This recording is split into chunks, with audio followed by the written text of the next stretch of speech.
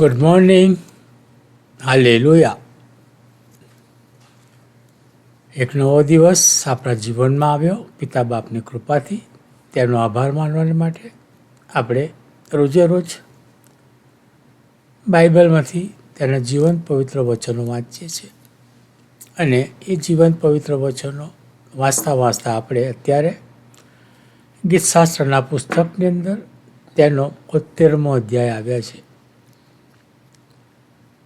અમે આ કાર્ય એટલા માટે કરીએ છીએ કે આપણે અંત સમયમાં છીએ અને આપણે સર્વને પિતા બાપના જીવંત પવિત્ર વચનોથી જે આત્મિક ખોરાક મળે છે એની સખત જરૂરત છે. અને તેને ધ્યાનને લઈ અમે આ કામ કરી રહ્યા છીએ.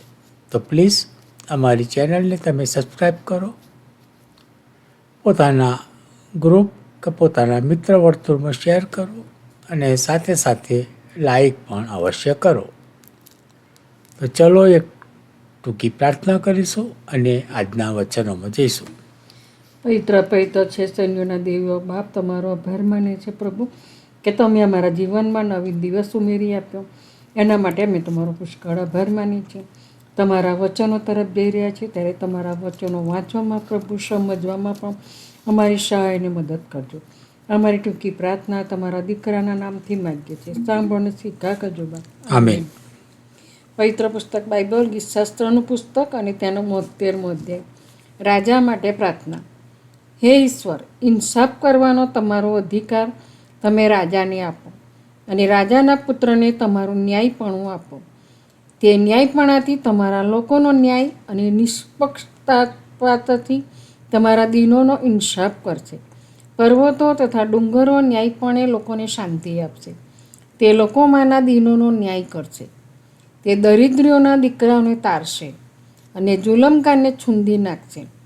સૂર્ય તથા ચંદ્ર રહે ત્યાં સુધી તેઓ પેઢી દર પેઢી તમારી બીક રાખશે.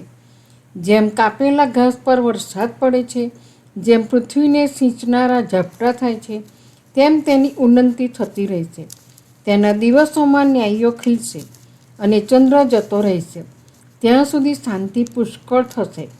વળી તે સમુદ્રથી સમુદ્ર સુધી અને નદીથી તે પૃથ્વીના સીમા સુધી રાજ કરશે.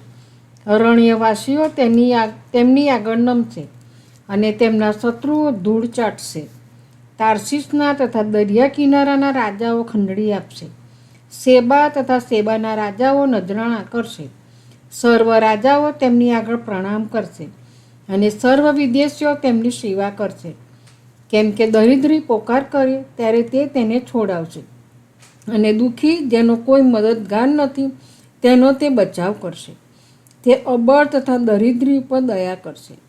તે દરિદ્રીઓના આત્માઓનું તારણ કરશે. જુલમ તથા બળાત્કારમાંથી તે તેઓના આત્માઓને છોડાવશે. તેમની દૃષ્ટિમાં તેઓનું રક્ત મૂલ્યવાન થશે. તેઓ જીવશે અને તેમને સેબાનું સોનું આપવામાં આવશે.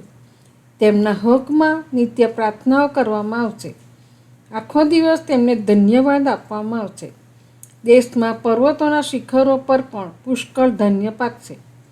તેના ફળ લબાનોનની જેમ ઝૂલશે અને નગરના રહેવાસીઓ ઘાસની જેમ વધશે.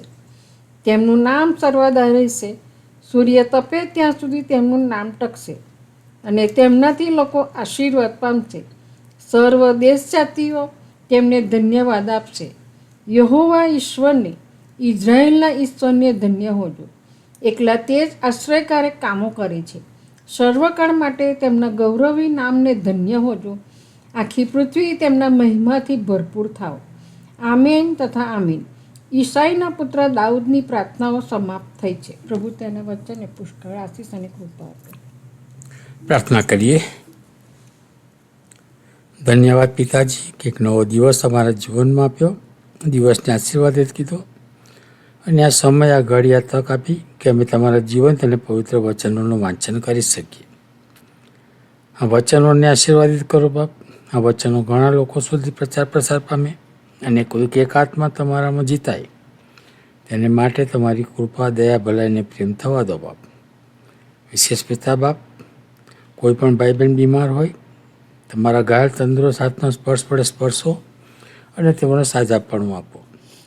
કોઈ કુટુંબની અંદર કજ્જા કલેશ હોય ત્યાં પિતા બાપ એ કજ્જા કલેશને તમે ધમકાવો અને તમારી શાંતિ સુલે એ ઘરમાં પ્રસરે એવી કૃપા તમે થવા દો. જુવાન દીકરા દીકરીઓ જેઓ પોતાના માટે યોગ્ય પાત્રોની શોધમાં છે તેવા તમામ સંતાનોને માટે પણ પ્રાર્થના કરીએ કે તેઓને યોગ્ય પાત્ર મળે અને તમારામાં એક નવું કુટુંબ ઉમેરાય એવી કૃપા પણ અમે તમારી પાસે માગીએ છીએ. અમારા દેશ અમેરિકાને આશીર્વાદિત કરો. અમારા દેશના રાજનેતાઓને આશીર્વાદિત કરો બાપ. વિશેષ પ્રાર્થના તથા વિનંતી કરીએ બાપ કે તમારા સેવક સેવિકાઓ જે તમારા નામનો પ્રચાર પ્રસાર કરી રહ્યા છે તેઓની પર તમારી આશીષની વર્ષા થવા દો અને તેઓને સાચવો સંભાળો અને તેઓની સહાયતા મદદ કરો બાપ. અમારાથી જાણે અજાણે થયેલા પાપોની ક્ષમા માગતા અમારી આ ટૂંકી પ્રાર્થના તમારા પુત્ર ઈસુ મસીહના નામમાં તમારી સમક્ષ લાવીએ છીએ. સાંભળો અને તેનો સ્વીકાર કરો પિતા. આમીન. આમીન આમીન.